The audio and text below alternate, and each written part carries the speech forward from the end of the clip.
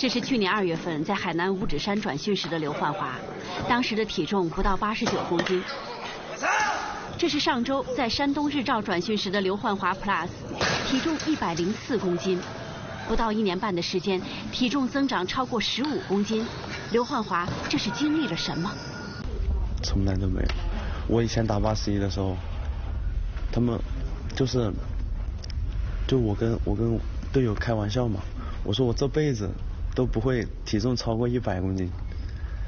然后后面一告诉我要升到102之后，我自己一回想以前说的话，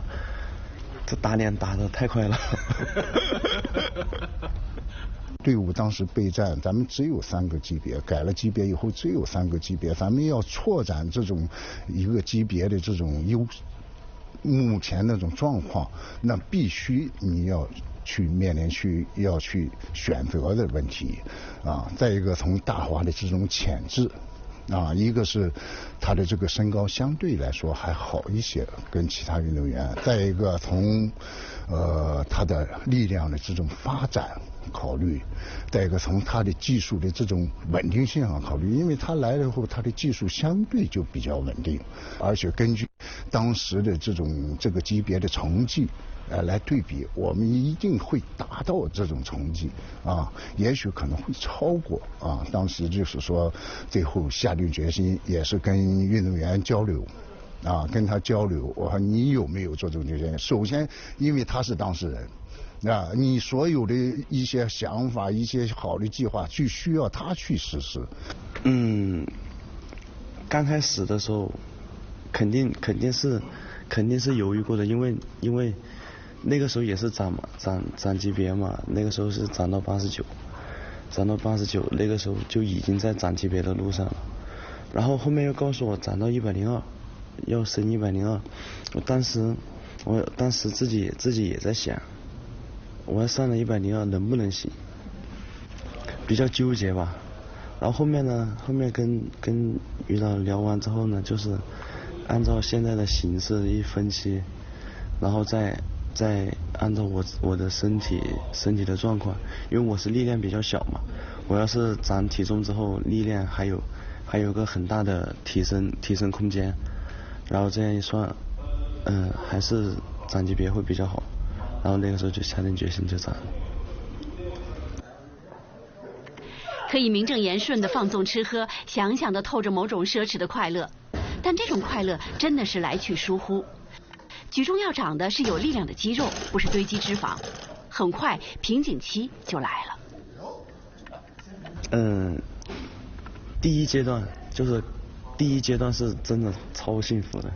那个时候也不用减体重，也不用管体重，就想吃什么吃什么。之前可能不敢吃宵夜，后面一长体重，哇，想吃什么吃什么。但是吃到后面，就是到中间那个阶段之后，你发现你怎么吃你都体重都长不了了。然后呢，就是有一点身体上就是肥肉长得比肌肉要快，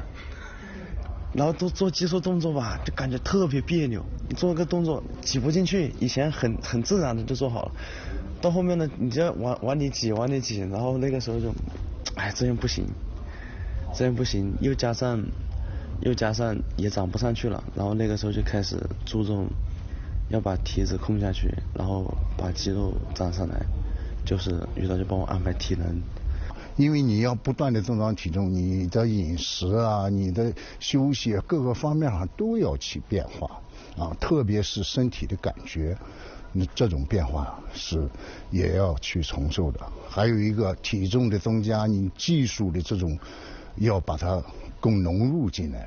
这也是一个变化啊。关键还是一个体重的增加对心理的这种变化是非常非常重要的，所以它都是要承受和适应，然后再去改变。哇，那一个阶段真的生不如死了。我有的时候就是踩那个自行车，踩的我都感觉我已经掉眼泪了。掉了没有啊？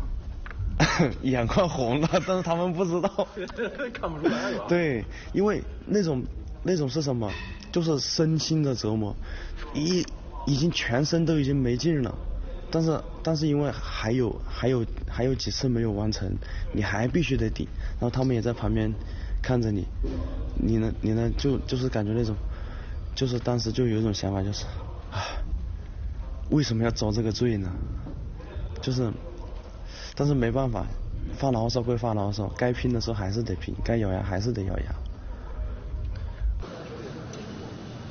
长体重这一关逐步迈过去了，长成绩这一关怎么突破？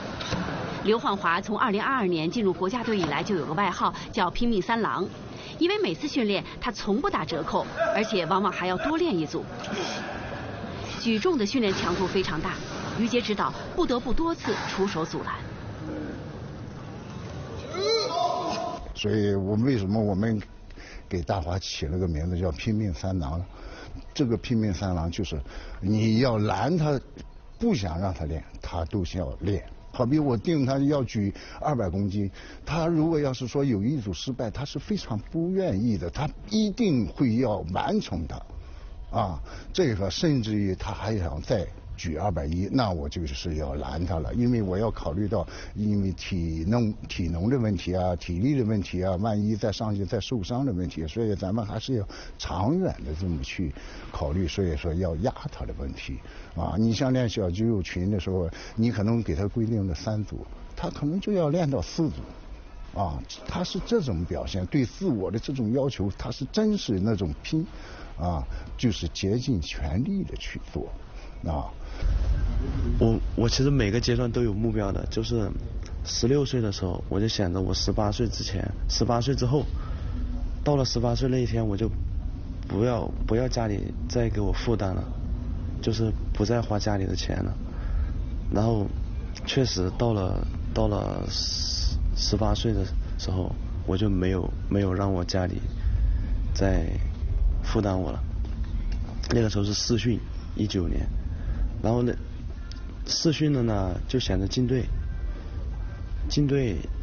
呢，就是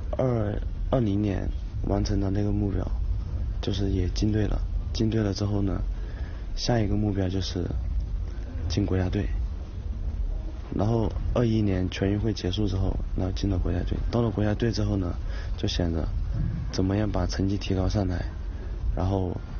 拿到属于自己的第1个世界冠军。就这样一步一步，然后就一直到现在，然后到现在自己长级别之后的目标就是奥运冠军。然后我就是每一次可能我就是懒惰的时候就是松懈的时候，一想到